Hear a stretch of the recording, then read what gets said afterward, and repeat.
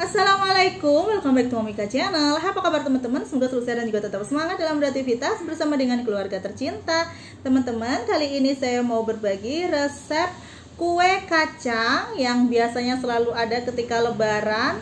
Ini saya bikin dalam takaran 1 kg, jadi teman-teman mudah untuk mempraktekannya. Rasanya enak, manisnya itu tidak berlebihan dan juga tidak kurang. Gurih, wangi aromanya, teksturnya di sini perpaduan antara krenyes, ngeprul, dan ketika masuk ke mulut itu dia yang luket, lumer, enak, juga tidak gampang patah-patah ya, di sini kokoh. Nah teman-teman, langsung aja yuk kita simak cara membuatnya secara lengkap dalam video berikut. Jangan di skip dan selamat menonton. Pertama kita siapkan kacang tanah kupas sebanyak 500 gram ya teman-teman. Setelah itu dicuci bersih dan ditiriskan seperti ini biar airnya luruh. Lanjut kita akan goreng. Siapkan minyak yang sudah mulai dipanaskan. Lalu ini kita masukkan kacangnya. Ini kita goreng hingga berwarna kekuningan gitu ya.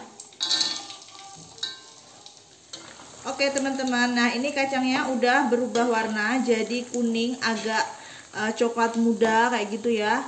Ini sudah cukup kita menggorengnya. Terus tanda lainnya itu aroma gurihnya udah mulai keluar gitu loh ya. Udah keluar, terus kacangnya kalau diaduk udah ringan. Berarti ini udah cukup kita gorengnya. Langsung aja kita angkat dan kita tiriskan. Nah ini sudah selesai, kita goreng semua kacangnya dan sudah dingin ya teman-teman. Jadi setelah menggoreng kacang itu kita tunggu dingin dulu kacangnya, baru siap untuk kita haluskan menggunakan blender. Nah di sini saya mau blender, tapi blendernya itu nggak usah banyak-banyak ya. Kita blender sedikit demi sedikit biar lebih mudah untuk dihaluskan. Setelah itu ini nggak usah ditambahin apapun ya. Waktu blender ya, cukup kacang ini dihaluskan gitu. Ini sudah selesai di blender semua. Sekarang kita sisihkan dan lanjut kita siapkan bahan lainnya. Bahan selanjutnya itu ada 1 kg tepung terigu. Saya pakai protein sedang merek segitiga biru. Lalu ada 1 sendok teh garam. Ada 400 gram gula halus ya teman-teman. Ini semua mau kita ayak jadi satu gitu, biar tidak ada yang bergerindil ya. Sudah selesai kita ayak semua. Setelah itu lanjut kita masukkan kacang yang tadi sudah kita blender. Jadi membuat roti kacang itu simple banget ya teman-teman. Bahannya ekonomis tapi hasilnya nanti banyak dan rasanya enak. Kali ini roti kacangnya itu benar-benar yang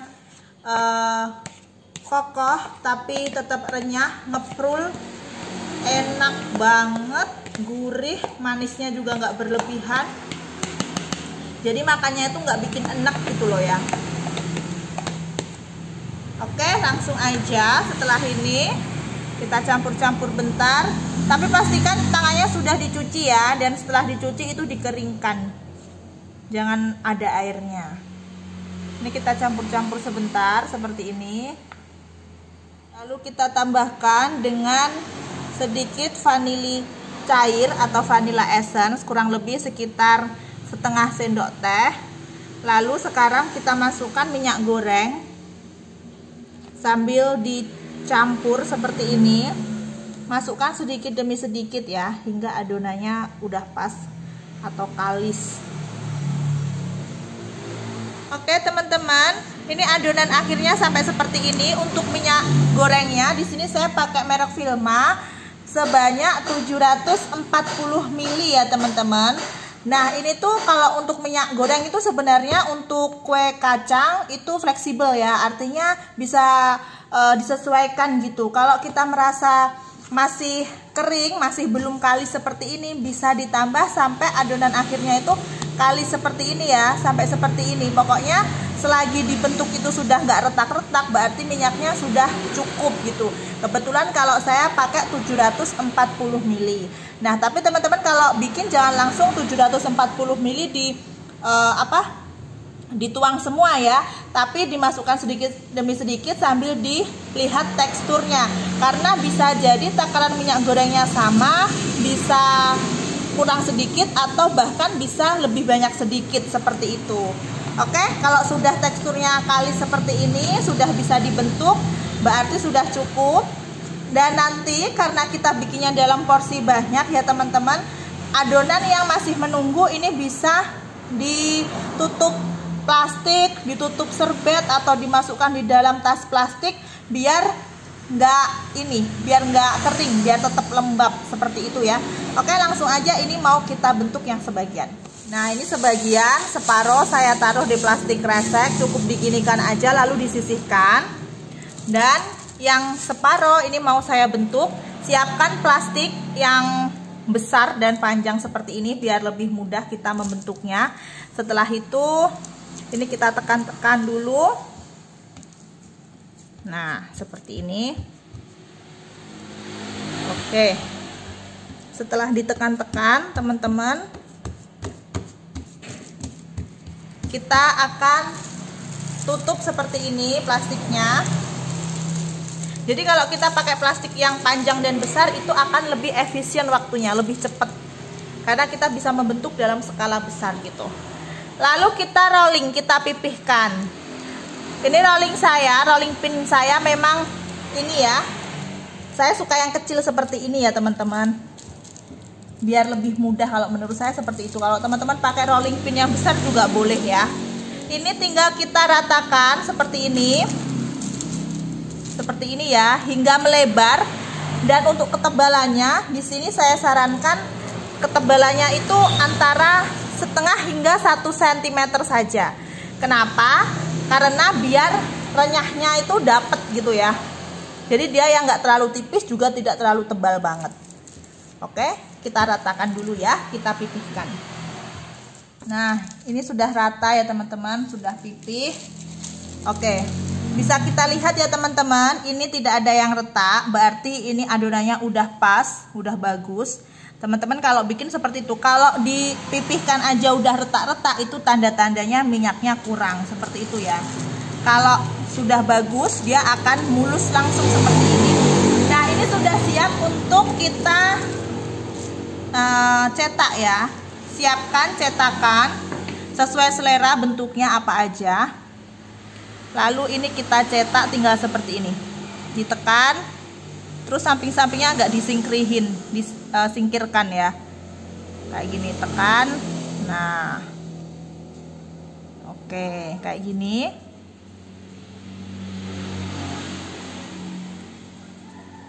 Dan ini pinggir-pinggirannya itu bisa dihilangin seperti ini. Nanti bisa dibentuk lagi dengan adonan yang selanjutnya ya teman-teman. Tinggal diambil menggunakan spatula. Dengan bantuan spatula seperti ini. Oke, taruh di dalam loyang. Loyangnya tidak perlu diberi olesan ya. Oke, ini kita ambil lagi. Pelan-pelan aja ya teman-teman. Nah, taruh di dalam loyang, rapikan. Oke, seperti ini, ulangi cara yang sama hingga selesai. Nah, ini sebagian yang sudah selesai kita cetak dan siap untuk diberi olesan. Untuk bahan olesannya, siapkan 5 butir kuning telur ayam. Setelah itu kita beri dengan 2 sendok makan minyak sayur ya, atau minyak goreng. Selanjutnya kita beri tambahan pewarna makanan warna kuning telur ya teman-teman. Secukupnya aja sesuai dengan selera kita. Kalau pengen agak orange gitu ya agak banyak, tapi kalau pengen yang kekuningan itu ya sedikit aja ngasih pewarnanya. Nah, ini kita campur rata seperti ini, jangan sampai berbusa. Cukup dicampur pelan-pelan seperti ini ya teman-teman. Nah, kalau sudah tercampur, sudah siap untuk digunakan sebagai bahan olesan kue kacangnya. Langsung saja kita oles seperti ini. Nah teman-teman, ini nanti saya mau beri 2 kali olesan. Jadi untuk sekali ngoven itu kita selesaikan dulu ngoles 1 kali. Kalau sudah dioles 1 kali semua, baru nanti kita oles mulai dari yang pertama kali kita oles lagi seperti ini ya. Jadi 2 kali olesan. Setelah semuanya ini kita oles 1 kali olesan, lanjut kita akan olesi untuk kedua kalinya. Kayak gini. Nah, ini untuk olesan kedua kali ini setelah dioles harus cepat dimasukkan ke oven ya teman-teman, karena kalau menunggu terlalu lama nanti hasilnya kurang baik. Terus untuk hiasan di sini saya menggunakan kacang almond. Ini opsional ya, nggak dikasih nggak apa-apa. Misalkan diganti yang lain seperti wijen atau kacang cacah dan sebagainya itu juga boleh. Ini sesuai selera aja ya. Ulangi cara yang sama hingga selesai. Nah, ini sudah selesai, kita oles semua teman-teman. Langsung aja yuk kita oven. Langsung saja kita masukkan ke dalam oven. Di sini saya pakai oven tangkring yang sudah dipanasi sebelumnya menggunakan api kecil. Kita masukkan semua. Dan ini kita oven menggunakan api sedang cenderung kecil ya teman-teman. Untuk lamanya mengoven itu disesuaikan dengan oven masing-masing, karena tiap oven itu berbeda-beda ya. Oke, sekarang kita tutup. Nah teman-teman, ini setelah 50 menit saya oven sudah matang ya. Untuk oven saya di sini 50 menit ya teman-teman, tapi kalau ovennya teman-teman disesuaikan. Nah, ini sudah matang, sudah kering. Setelah itu bawahnya juga udah kecoklatan. Hasilnya bagus banget, mulus, tidak retak, dan ini enak banget. Ini kita keluarkan semua dari oven, lalu nanti tunggu dingin baru siap dimasukkan di dalam toples. Selamat mencoba.